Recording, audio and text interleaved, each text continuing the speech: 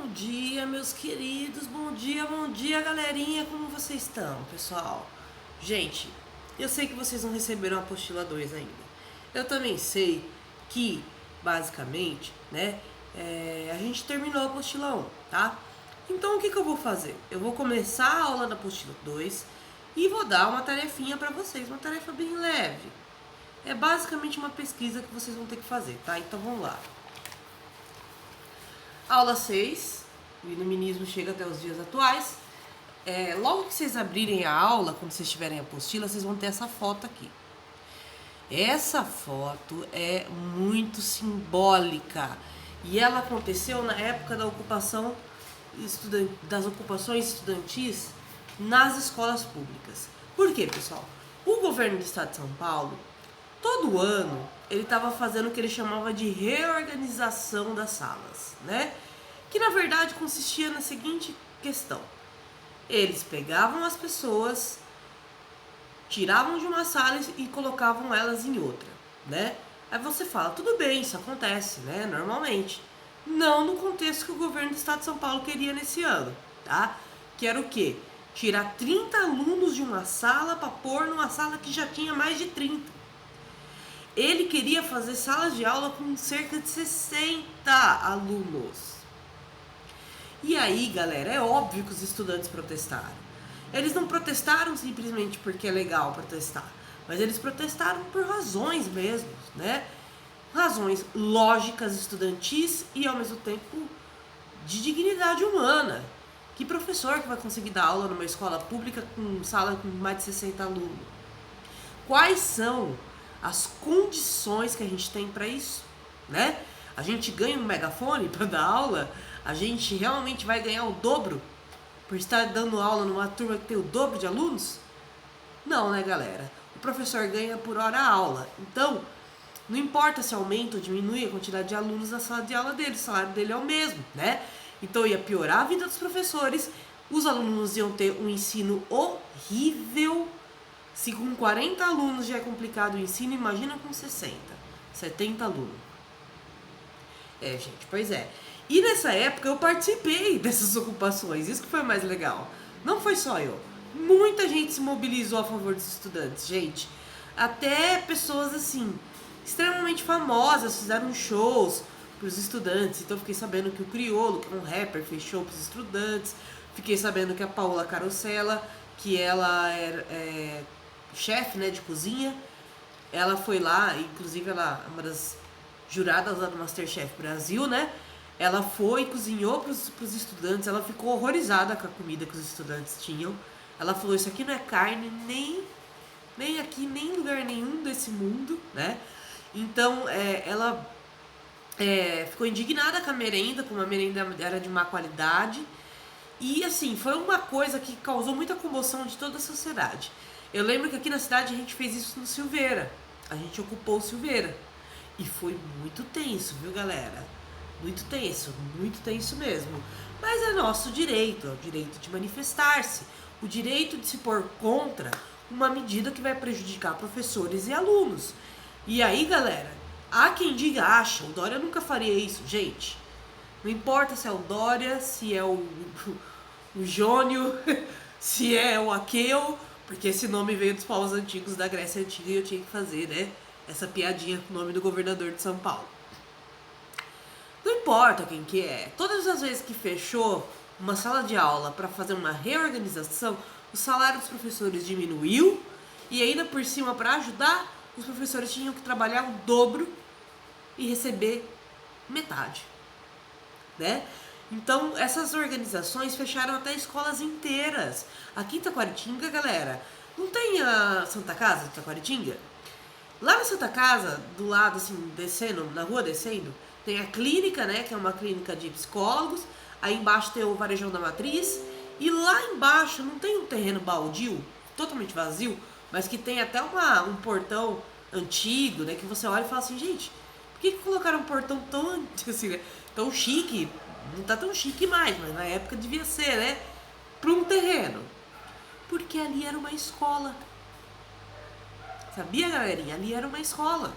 E ainda por cima, foi uma dessas escolas que foram extinguidas, essas reorganizações aí do estado de São Paulo, que vem acontecendo principalmente desde os anos 90, mas que já aconteceram nos anos anteriores, tá? As pessoas às vezes se perguntam, gente, como que o professor saiu de um dos profissionais que tinha um dos melhores salários da sociedade, para você trabalhar em termos de função de prestar serviço à comunidade, né? Professores, médicos, advogados tinham um salário paralelo. O que aconteceu que os professores tiveram uma diminuição salarial tão brusca, né? E quando eu falo diminuição, galera, é o seguinte: por mais que se você pegar o salário de um professor em 1994 e comparar com o professor em 2020, você vai falar assim, o professor em 2020 ganha mais. Mas isso não faz sentido. Por quê? Porque o custo das coisas aumentou e o valor do dinheiro diminuiu. Então, por mais que a gente, em números, ganha mais hoje, naquela época o professor conseguia comprar mais coisas com o salário dele, tá? Mesmo ganhando menos, tá? Então, assim, pessoal. Então, ó, em setembro de 2015, gente, é muito louco ver um fato histórico que eu participei da postura de vocês. O governo do estado de São Paulo publicou um decreto de reorganização das escolas públicas estaduais. Entre outras medidas, o decreto determinava o fechamento de 93 escolas e remanejamento de seus alunos. Um grande número de estudantes de diversas cidades do estado se organizou para protestar contra o decreto e lutar pela manutenção das escolas que estavam ameaçadas de fechamento. Os estudantes ocuparam as escolas estaduais, se manifestaram nas ruas em todo o estado, cobraram diálogo e lutaram para que a Secretaria da Educação levasse suas opiniões em consideração. Depois de meses de mobilização, em dezembro daquele ano, o governo estadual voltou atrás e revogou o decreto de reorganização. Nessa época, quem era o governo estadual era o Geraldo Alckmin. Mas PSDB, né, galera? Faz mais de 20 anos que o PSDB está no poder de São Paulo. E eles sempre fazem essa coisa de remanejamento, reorganização escolar, que implica em diminuição salarial dos professores, condição péssima de estudo para os alunos, né? Uma das escolas que ia ser fechada é o Silveira. Quando eu estava lá na ocupação, que eu fiquei um dia, né? O dia inteiro na ocupação, só foi um dia que eu consegui ficar o dia inteiro. Os outros dias eu dava aula de manhã, às vezes levava alguma coisa à tarde lá. Gente, se soubesse o terrorismo que fizeram com esses alunos, e como era difícil fazer a galera entender, né, que o governo não estava certo, que não é porque uma ordem veio de cima para baixo que a sociedade civil tem que acatar como se fosse uma ordem de Deus, né? E aí a gente virava pra eles e falava assim, gente, para de ser doido, vai fechar a escola de vocês não vão ter onde trabalhar, sabe? Ou eles se tacam lá na Casa do Chapéu, em Itapetininga, e fazem você trabalhar lá, nada contra, mas tipo assim, você vai viajar todo dia, entendeu? A gente tentava explicar isso, e sabe o que eu ouvia? O que eu ouvia? Mariana, cala a boca, você nem dá aula aqui. Aí eu falava, exatamente, eu nem dou aula aqui, apesar de eu já ter dado aula lá. E, gente, não foi ninguém especial ali do Silveira que falou isso pra mim, tá? É uma escola que me relaciona super bem, inclusive, mas que eu ouvia essas coisas de pessoas de fora e eu falava, vocês não estão entendendo. Vocês não estão entendendo, gente. Isso daqui é uma coisa que vai acabar com a vida da gente que é professor. E vai piorar a condição desses alunos. E eles têm total razão de parar o trânsito para protestar. Ó as cadeiras do Estado, né? Quem já estudou escola pública tá ligado. Isso aqui é até luxo, né? Perto daquelas cadeiras que só tem, dependendo da situação, que só tinha... que era só um retângulo praticamente nas costas, né? Mas, gente, é incrível. Inclusive, essa estudante que tá aqui parando o trânsito e discursando, ela vai ser tirada nesse momento com muita violência pela PM. Outra coisa, eu fiquei muito chocada como a polícia foi mandada a tratar esse assunto. Eu imaginei que a polícia fosse violenta em casos de violência mesmo, né? Em casos que, infelizmente, a violência vem dos dois lados. Mas nesse dia a gente teve a comprovação de que é complicado. O Estado usa a força da polícia para fazer o que quer, né? Então, eles fizeram táticas de tortura com os estudantes. Tipo, eles tacavam bomba morteiro na escola de noite para acordar os estudantes que tinham ocupado a escola. Eles tocavam o sinal da escola de 5 em 5 minutos para os estudantes não conseguirem dormir, sabe? E os estudantes, enquanto isso, estavam fazendo o quê? Consertando a escola, pintando a escola, trocando chuveiros, limpando o banheiro. Sabe, os estudantes, eles cuidaram da escola. Eles realmente ficaram muito felizes de, pela primeira vez, terem a escola como o espaço deles, né? Deles influenciarem, né, no espaço da escola, né? Eu acho que o estudante, ele podia sim cuidar da escola, mas ele tem que ser compensado. Não sou a favor de nenhum trabalho escravo, né? Então, para isso, o governo tinha que estimular ele com uma bolsa, né? Gente, eu sei que todo mundo fala, no Japão os estudantes fazem isso, fazem aquilo, mas lá no Japão é outros 500, é outra condição econômica, tá? Tem estudante que chega na escola com muita fome porque não comeu nada o dia inteiro, você vai pôr ele pra limpar o chão da escola, entendeu? Complicado, sabe? Então, eu acho que tinha que ter um estímulo pro estudante cuidar da escola, sabe? E podia até ser um estímulo simbólico. Mas enfim. Foi um episódio incrível que eu pude participar. Durante a Black Friday, dia especial dos descontos de vendas de varejo, fiscais do Procon monitoraram o comércio de Palmas e Tocantins, para evitar as fraudes, abusos desse dia de promoções. Após a aprovação da Lei de Defesa do Consumidor em 1990, aumentou a proteção aos cidadãos brasileiros quanto ao consumo de produtos e serviços. Além do governo, entidades de defesa do consumidor apoiam a efetivação dos direitos do consumo conquistados. Virando a página, aqui a gente está vendo, ó. Pessoal, o direito do consumidor, ele é um desses direitos civis que a gente conquistou, né? E não foi do nada. Primeiro, antigamente as pessoas podiam colocar o nome das pessoas que estavam devendo para elas no jornal. Elas podiam ligar para você no seu trabalho para te cobrar, te constranger. Elas podiam, inclusive, ir ao seu trabalho te cobrar, né? O produtor, ele podia descolar totalmente o preço de uma mercadoria do preço original dela, né? O preço que ele vendia pelo preço original. Hoje no Procon você pode entrar em contato com o Procon, porque o Procon não é uma entidade onipresente. Você precisa avisar eles, né, que determinados tipos de comércio estão abusando do poder. Então você entra em contato com eles. E aí, galerinha, eles ligam de volta pra você, dão um retorno, né, sobre a questão, se realmente você tinha razão ou não.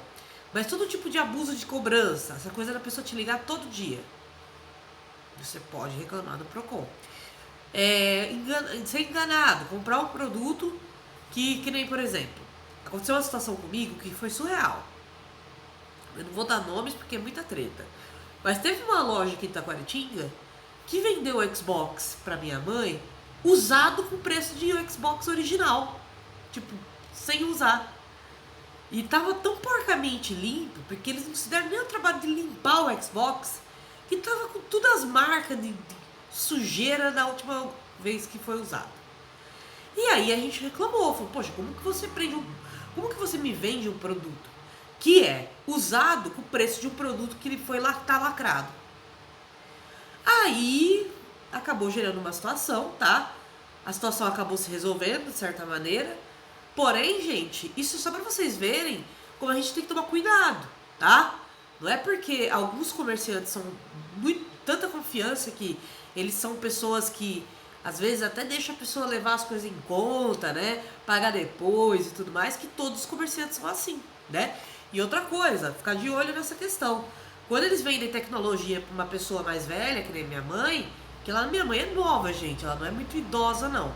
Minha mãe me teve com 20 anos, né? Então ela é muito nova ainda, em comparação às mães dos meus amigos, por exemplo.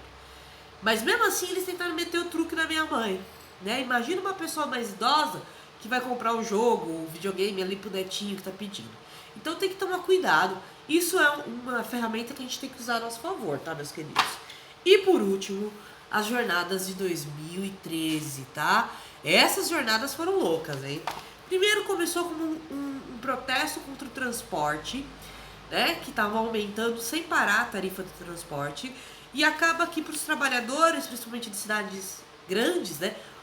O transporte é essencial, o transporte público, para ele conseguir trabalhar. Se o transporte público fica muito caro, já limita o acesso desse trabalhador a determinados locais. Numa cidade megalópole, eu ia falar, né? Nova York ainda, né? Uma metrópole como São Paulo, tá? Acaba que esse protesto começou com uma ideia de que era sem bandeira partidária. A gente vai lá, protesta, né? Pelo preço das coisas. Na época era o governo Dilma, tá? E esse protesto foi encarado com uma tensão muito grande contra o governo, tá bom? Por quê? Dentro desse protesto tinha pessoas que eram oposição a Dilma, mas tinha galera que era petista. Porém, uma coisa todo mundo concordava: o Brasil precisa de uma educação e uma saúde melhor, né? A gente precisa ter acesso, ninguém aguentava mais ficar 4 horas no SUS. Precisa ter um estímulo de criação de profissionais dessa área, mas também estimular os profissionais da área da saúde a trabalharem no sistema público, né?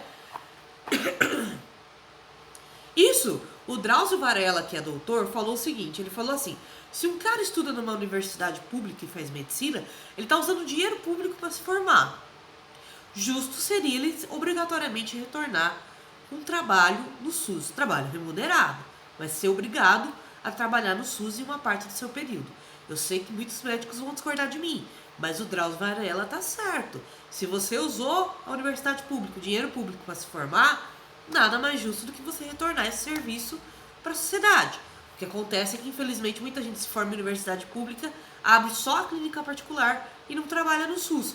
Logo, todo aquele dinheiro investido em formação de médicos fica no particular, né? E aí, por exemplo, a faculdade pública é interesse público, então tem que formar profissionais para lidar com as questões públicas da sociedade. A faculdade particular, por sua vez, não. Se o cara tá pagando lá para fazer faculdade, ok, ele não deve nada para o setor público, certo?